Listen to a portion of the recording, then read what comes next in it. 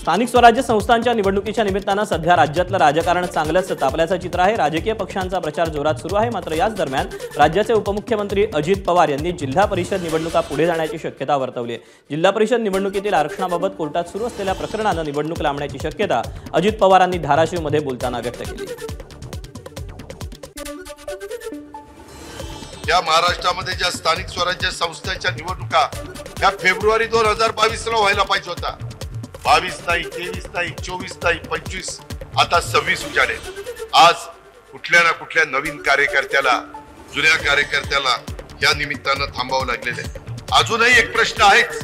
मंगळवारी सुप्रीम कोर्टामध्ये आरक्षणाचा एक मॅटर आहे आणि त्या कोर्ट प्रकरणामुळे जिल्हा परिषदेच्या निवडणुका थोड्या पुढे जाण्याची शक्यता नाकारता येत नाही। मला जे वकिलांनी सांगितलेलं आहे ते माझ्या नळदुर्गच्या जनतेच्या समोर मांडण्याचा प्रयत्न मी या निमित्तानं करतोय। निवडणुका लांबणीवर पडणार असल्याच्या अजित पवारांच्या विधानावर मुख्यमंत्री फडणवीसांनी भाष्य केलं। पाहूया। बघा, आज या संदर्भात काही बोलणं योग्य नाही। 25 तारखेला सुनावणी आहे। त्या सुनावणीच्या आधारावर निवडणूक आयोगच त्या संदर्भातला निर्णय करेल। त्यामुळे आम्ही काही बोलणं योग्य होणार नाही। निवडणुका लांबणीवर पडणाऱ्या अजित पवारांच्या वक्तव्याचे पडसाद राज्याच्या राजकारणात उमटले। महसूल मंत्री चंद्रशेखर बावनकुळेंनी प्रतिक्रिया दिली। आरक्षणाबाबत पेच निर्माण झालाय, तो पेच सुटला तर निवडणूक लवकर होईल असं बावनकुळे म्हणाले। येणाऱ्या सुप्रीम कोर्टाच्या सुनावणीच्या वेळी कळेल। 25 तारखेला बहुतेक सुनावणी आहे मंगळवारी। त्या ठिकाणी काही आरक्षणाबद्दलचा एक पेच निर्माण झालेला आहे। मला वाटतं तो पेच सुटला सुप्रीम कोर्टमध्ये तर त्या ठिकाणी लवकर होईल। त्या ठिकाणी निवडणूक आयोग हे त्या ठिकाणी काय निर्णय घेतील मला माहिती नाही, पण ऑलरेडी सुप्रीम कोर्टाने हे सांगितलेलं आहे की 31 जानेवारीच्या आत महाराष्ट्राच्या सर्व निवडणुका घ्या। स्थानिक स्वराज्य संस्थांच्या निवडणुकीच्या आरक्षणासंदर्भात मंगळवारी सुप्रीम कोर्टात सुनावणी पार पडणार आहे। ज्या जिल्ह्यांमध्ये 50% जास्त आरक्षण दिलेलं आहे त्या संदर्भात न्यायालयानं जर निर्णय दिला तर किमान 2 वर्ष तरी निवडणुका होऊ शकत नाहीत असं वकील गुणरत्न सदावर्ते यांनी म्हटलं आहे।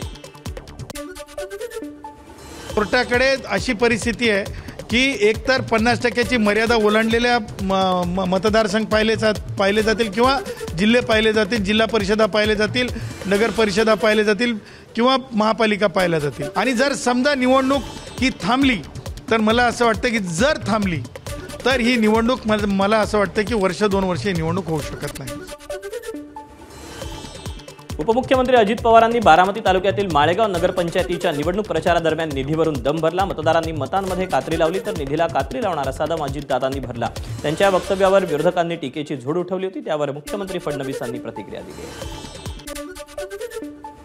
मित्रांनो, आपण सगळेजण मिळून केंद्राचा राज्याच्या खूप योजना आहेत पंतप्रधानांनी दिलेल्या, आम्ही राज्याच्या मुख्यमंत्री दोन्ही उपमुख्यमंत्री दिलेल्या त्या योजना नीट राबवल्या, त्याच्यातनं आपला माळेगावचा सर्वांगीण विकास होईल।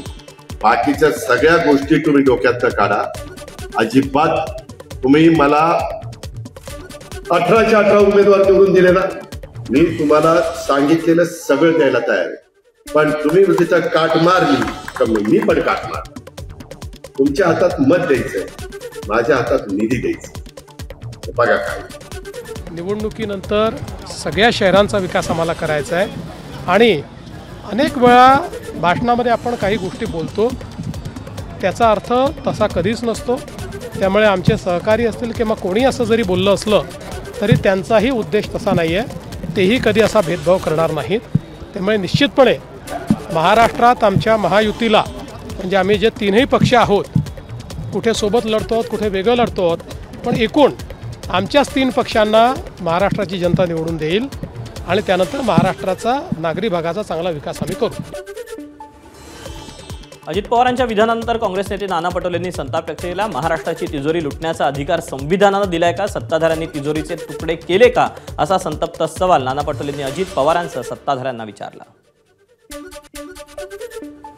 अर्थमंत्री असले म्हणजे काय झालं, म्हणजे सगळी तिजोरी राज्याची तेच लुटून नेऊ शकतात आणि त्यांनाच सगळे अधिकार दिलेले आहेत संविधानाने, असं नाहीये। एकीकडे एकनाथ शिंदे म्हणतात की मी उपमुख्यमंत्री आहे, तर महाराष्ट्राच्या तिजोरीचे तुकडे करून टाकले काय यांनी?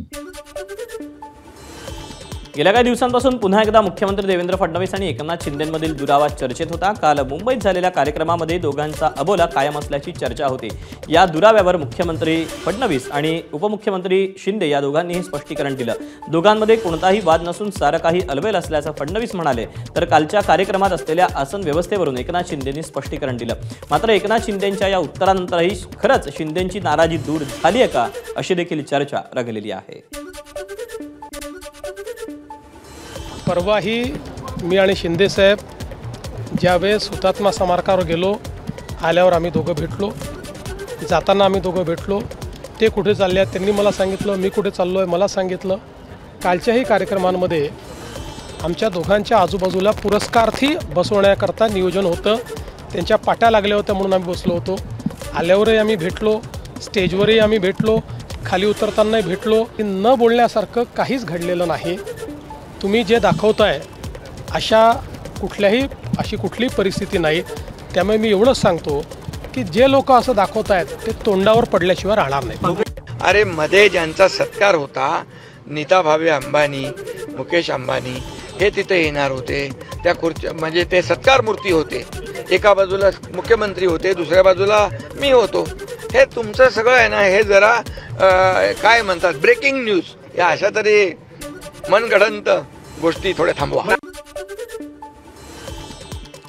उपमुख्यमंत्री एकनाथ शिंदेंच्या सोलापूर जिल्ह्यात 3 ठिकाणी सभा होत आहेत. दरम्यान भाजपनं ठाण्यानंतर सोलापूर जिल्ह्यात शिंदे सेनेला अडचणीत आणण्याचं काम केलं. त्यामुळे आजच्या सभेत एकनाथ शिंदे काय बोलणार याकडे सर्वांचं लक्ष आहे.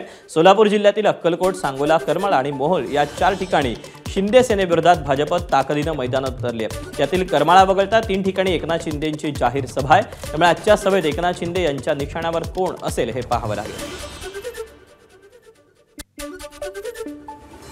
मनसेला सोबत घ्यायचं की नाही यावरून अजूनही काँग्रेसमधला अंतर्गत जो प्रश्न आहे, जी धुसफूस आहे ती सुरूच आहे. मारझोड करणारा पक्ष, हिंसक भूमिका घेणारा पक्ष, विचारधारा वेगळी असं म्हणत काँग्रेसनं राज ठाकरेंच्या मनसेला पक्षात हात दाखवत मुंबईसाठी एकला चलोरेचा नारा दिला.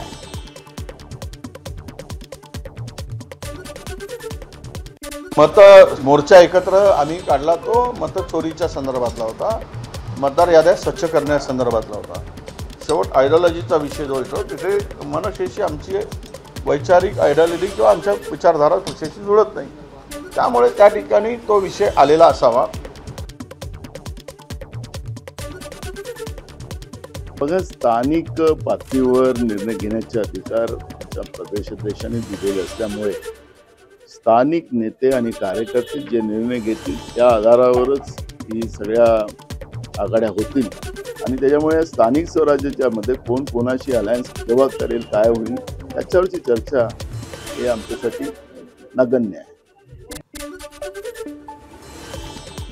भाजपच्या प्रचार सभेसाठी आलेल्या महिला उन्हात बसल्याचं दिसताच राज्याचे मंत्री आणि भाजप नेते चंद्रशेखर बावनकुळे यांनी भाजपचे गडचिरोली जिल्हाध्यक्ष रमेश बारसागडे यांचे कान टोचले. कमी बजेट असल्याचं सांगत आपल्या लाडक्या बहिणींना उन्हात बसवू नका, मी स्टार प्रचारक आहे, तुम्ही खर्चाची चिंता करू नका असं बावनकुळे म्हणाले. मी राज्यावर आहे, निवडणूक आयोगाला आम्ही हिशोब देऊ असंही त्यांनी म्हटलं. त्यावरून सुषमा अंधारेंनी त्यांना लक्ष केलं. निवडणूक आयोग भाजपचा घरगडी आहे का असा पलटवार अंधारेंनी केला. दरम्यान चंद्रशेखर बावनकुळेंविरोधात गडचिरोलीच्या उमेदवारांनी निवडणूक आयोगाकडे तक्रार केली आहे. तिकडे कोण आपल्या उन्हामध्ये बसल्या बिचारा आमच्या लाडक्या बहिणी, त्यांना ऊन लागून राहिले. पेंडाले पूर्ण टाकला अध्यक्ष. तुम्ही कमजोर, तुम्ही असं कसं लढाल? हा, काही बजेट नाही, चिंता नको करा. अरे निवडणूक अधिकाऱ्याला सांगू ना बजेट हे केवढ्याचं आहे, ते केवढ्याचं आहे. एक पडद्याचं का लावून 50 रुपये लावल, काही काळजी नको करा. आणि मी स्टार प्रचारक आहे, त्यामुळे कशाला हिशोब लागते. आणि त्यामुळे राज्यावर आहे, आम्ही हिशोब देऊ. आमच्या लाडक्या बहिणीला उन्हात नाही बसवायचं. यानंतर चंद्रशेखर बावनकुळे जेव्हा म्हणताहेत की काय खर्च करायचं ते करा, निवडणूक आयोगाला काय सांगायचं ते मी सांगतो, याचा अर्थ काय बावनकुळे साहेब? आपल्याला असं म्हणायचं आहे का की निवडणूक आयोग हा आपला घरगडी आहे? गडचिरोलीचे जे पदाधिकारी आहेत आणि गडचिरोलीचा जो आमचा जो पक्षाचे उमेदवार आहेत ते उमेदवार या संबंधाने त्यांनी तात्काळ रिपोर्ट केलेला आहे. मुंबई महानगरपालिकेसाठी जाहीर करण्यात आलेल्या प्रारूप मतदार यादीवरून ठाकरेंची शिवसेना आक्रमक झाली. आघाडीतील नेत्यांना घेऊन ठाकरेंची शिवसेना उद्या पुन्हा निवडणूक आयोगाची भेट घेणार असल्याची माहिती आहे. यासाठी ठाकरेंच्या शिवसेनेनं निवडणूक आयोगाकडे वेळ मागितल्याची माहिती आहे. प्रारूप मतदार यादीत मोठ्या प्रमाणात घोळ असल्यानं हरकती सूचना नोंदवण्यासाठी वेळ वाढवावा म्हणून आयोगाची भेट घेणार असल्याचं समजतंय. मवियानंतर आता महायुतीतील अजित पवारांच्या राष्ट्रवादीनं निवडणूक आयोगाला लक्ष केलं. पिंपरी चिंचवडमधील 10 ते 12 प्रभागांमधील 40,000 मतदारांच्या नावात घोळ झाला. उर्वरित प्रभागातील याद्या तपासल्यावर हा आकडा 2 लाखांच्या घरात जाईल. निवडणूक आयोगाच्या चुकांमुळे हे घडतंय असा आरोप करत अजित पवारांच्या राष्ट्रवादीनं निवडणूक आयोगावर प्रश्नांची सरबत्ती केली. एका प्रभागातील मतदार दुसऱ्या आणि दुसऱ्या प्रभागातील मतदार तिसऱ्या प्रभागात ट्रान्सफर करण्यात आल्याचा आरोप होतोय. आता सत्ताधारी घटक पक्ष ही निवडणूक आयोगावर देखील आरोप करू लागलेला आहे. 2च दिवसामध्ये आम्हाला केवळ 10-12 प्रभागांचा जर आम्ही अभ्यास केला, त्यामध्ये जवळपास 40,000 लोकांची अदलाबदल झालेली, चुका असलेल्या गोष्टी आम्हाला दिसल्या. अजून तर 32 प्रभाग आम्हाला अभ्यास करायचा आहे. 32 प्रभागांचा पूर्ण अभ्यास झाल्यानंतर आमचा मला असं वाटतंय की आकडेवारी पाहिल्यानंतर जवळपास 2-2.25 लाख 2.5 लाख मतदारांचा घोळ यामध्ये आहे. एबीपी माझा, उघडा डोळे बघा नीट.